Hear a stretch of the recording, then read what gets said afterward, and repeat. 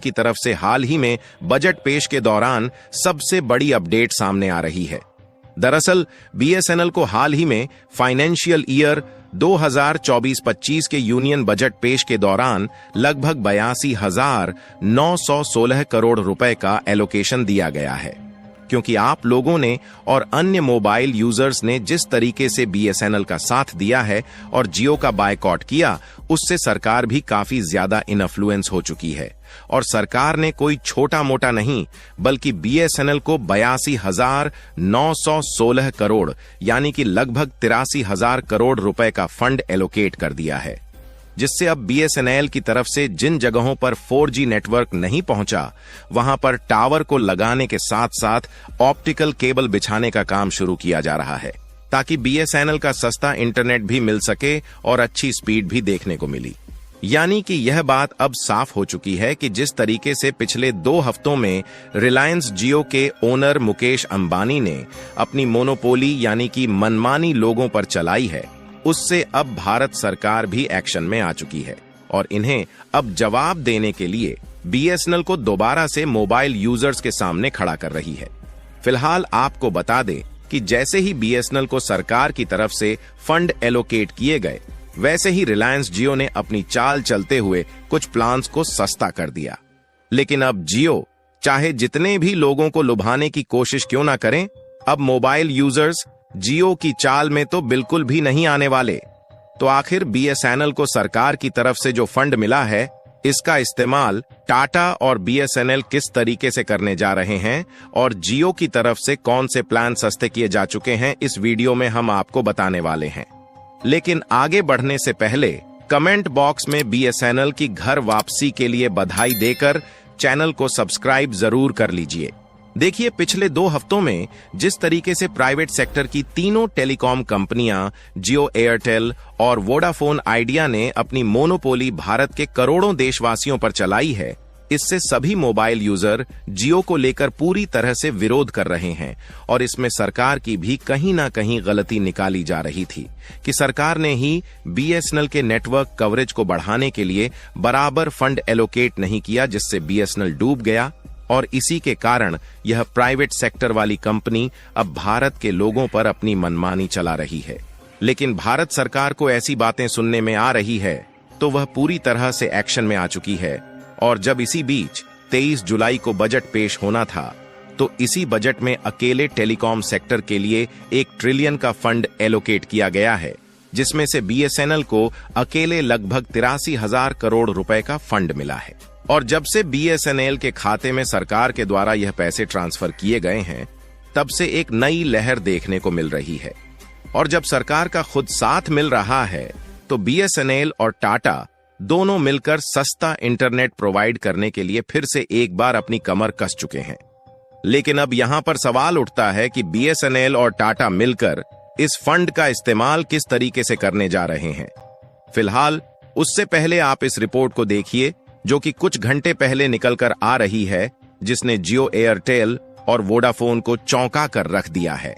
दरअसल इस रिपोर्ट में साफ साफ बताया गया है कि पिछले 2 हफ्ते में, यानी कि जब से जियो और एयरटेल जैसी प्राइवेट सेक्टर की टेलीकॉम कंपनियों ने अपने रिचार्ज को महंगा किया है, तब से लेकर अब तक 2,50,000 सिम बीएसएनएल में पोर्ट हो चुके हैं। जी हां दोस्तों, इस आंकड़े ने जियो, एयरटेल और वीआई का जीना हराम कर दिया है, क्योंकि जियो, एयरटेल और वीआई का सिम जो यूज करते थे, उनमें से लगभग 2,50,000 ग्राहकों ने अपने सिम कार्ड को बीएसएनएल में पोर्ट कर लिया है और यह संख्या दिन पर दिन इतनी तेजी के साथ बढ़ती जा रही है कि जियो अब झुकने पर मजबूर हो रहा है। और यह आंकड़ा तो कुछ भी नहीं है, बल्कि इसके अलावा बीएसएनएल के साथ जो नए ग्राहक जुड़े हैं, उनको देखा जाए तो उनकी संख्या 27 लाख को पार कर चुकी है। और यहाँ पर इस बात का ध्यान रखना जरूरी है कि यह आंकड़ा पिछले 2 हफ्तों का है, जब से जियो और एयरटेल के द्वारा रिचार्ज के प्राइस को अचानक से 20 से 25% तक बढ़ाया गया है।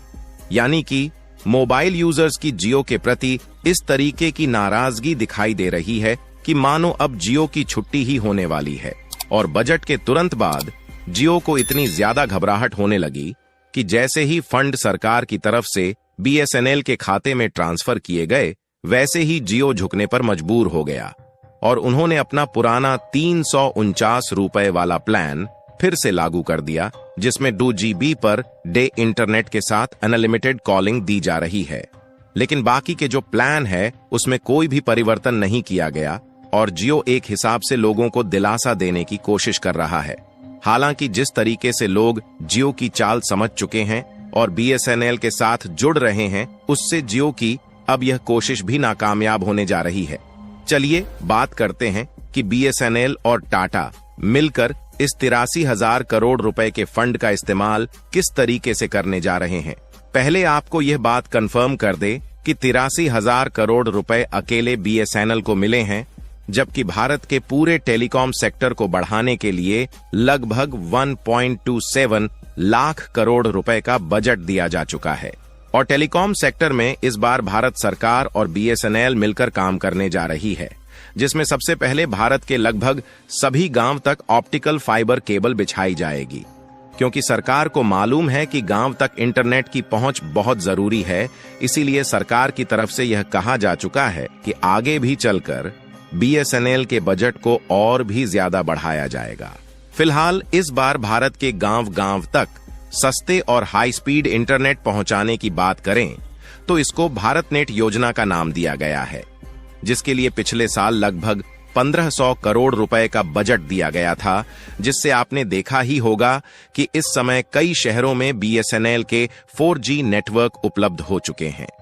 लेकिन सरकार को इस बार लगा कि बीएसएनएल को मार्केट में रहना काफी ज्यादा जरूरी है, नहीं तो प्राइवेट टेलीकॉम कंपनियां अपनी मनमानी करती रहेगी। इसलिए भारत नेट परियोजना के तहत ऑप्टिकल फाइबर के जरिए गांव-गांव तक इंटरनेट पहुंचाने के लिए 83,000 करोड़ रुपए का बजट दे दिया है। और आपको जानकर हैरानी होगी कि न सिर्फ गांव तक सस्ता इंटरनेट पहुंचाने की तैयारी चल रही है, बल्कि सरकार की तरफ से भारत के सभी लोगों को फ्री में इंटरनेट प्रोवाइड करने की मंजूरी मिल गई है। हालांकि यह संभव तभी हो पाएगा जब भारत के सभी गांव तक ऑप्टिकल फाइबर की केबल से 4G इंटरनेट मिलने लगेगा। पर आपको बता दें कि भारत के टेलीकॉम सेक्टर को इतना ज्यादा बजट इसलिए दिया गया है ताकि प्राइवेट कंपनियों की मोनोपोली तो खत्म होगी, साथ ही लोगों को रोजगार के नए अवसर भी मिल सके। क्योंकि एक समय था जब बीएसएनएल अपने कर्मचारियों की सैलरी नहीं दे पा रहा था और उन्हें ना चाहते हुए कई कर्मचारियों को निकालना पड़ा। लेकिन अब बीएसएनएल के कर्मचारियों को सैलरी बराबर मिलेगी, जिससे वह अपने ग्राहकों को अच्छी सुविधा दे पाएंगे।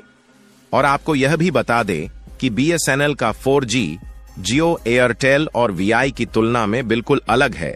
क्योंकि इसमें स्वदेशी टेक्नोलॉजी का इस्तेमाल हो रहा है, जिसमें भारत में बनाए गए कंपोनेंट ही लगाए जा रहे हैं, जबकि जियो और एयरटेल आज भी 40% टेक्नोलॉजी और कंपोनेंट चीन और जापान की यूज कर रहे हैं। और सरकार ने बीएसएनएल को बढ़ावा देने के साथ जियो एयरटेल को नीचे गिराने के लिए टेलीकॉम पर इंपोर्ट ड्यूटी को 10 से 15% तक बढ़ा दिया है, जिससे जियो जैसी प्राइवेट टेलीकॉम कंपनी जो विदेशी टेक्नोलॉजी पर डिपेंडेंट है, वह नीचे गिरने जा रही है और बीएसएनएल ऊपर उठने जा रहा है। बाकी अब बीएसएनएल का साथ देने के लिए सरकार भी मैदान में कूद चुकी है। उसके लिए कमेंट बॉक्स में बीएसएनएल और टाटा को बधाई देना बिल्कुल ना भूले। साथ ही इस वीडियो को एक लाइक करके अपने मित्रों तक शेयर जरूर करें, ताकि बीएसएनएल की सही जानकारी भारत के कोने कोने में पहुंच जाए। इसी तरह और भी नॉलेज तो हम आपसे आशा कर रहे हैं कि लेटेस्ट न्यूज की तरफ से आपको जो भी जानकारियां बताई गई हों आपको अच्छी लगी होगी। तो आप लोग हमारे चैनल को सब्सक्राइब करके बेल आइकन जरूर प्रेस करें। चलिए आज के लिए इतना ही, मिलते हैं किसी नेक्स्ट वीडियो में। तब तक के लिए धन्यवाद।